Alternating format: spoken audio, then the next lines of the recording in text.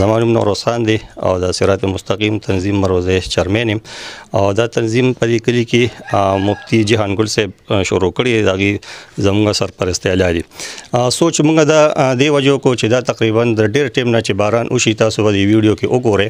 چې باران وشي په دې باندې د تک شان نه وي نه دا ډېر ټیم نه دا مسله وا او دا مشران مخکې تلیم دي ویناګانې مخکې کړې وي خو دغه باوجود هم د دې حاضرونه وته نه دې د وجې موږ وی چې دلته کلی کې دا ډیره غټه مسله ده نو په دې باندې چې موږ کار شروع کو او دا کار ډیر زیات دی او موږ لګیو او د چاندیرا ټولو د کلی نه د محلونو او په باندې لګیو جی دې باندې خو جی خرچه ډیره زیاته راځي مونږ خو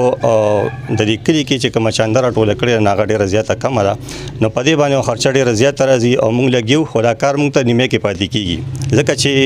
مونږ سره دومره پړ نشته دي چې دا کار سر ته ورسو دا غوښتنه دا کوو چې دا عملګری زموږ د کلی دی کو په بهر ملک وي یا په هر ځای کې چې وي نو چې زموږ د تنظیم سره تعاون وکړي او چې دا کار سر ته ورسو ځکه چې یوازې دا ناله نه ده کو تاسو ګورئ د نور لارې ډېر زیاتې خراب دي نو موږ چې دا کوم لارې خراب دي چې په دې باندې موږ کار وکړو او خلکو ته چې کوم مسایل دي چې دا تکلیف دي چې دا وکړو ټیک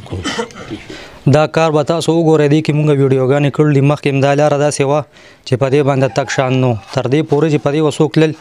نو هیرې او کانزل به کول اوس انشاءالله چې دومره شو چې څوک دي دواګانې وپې کوي خو لکه دې دغه چې دی د پیسو ضرورت دی موږ سره داسې نشته دی د کور نه پیسې راغونډ کړې چې اصل چا 200 ورځې کار نه دی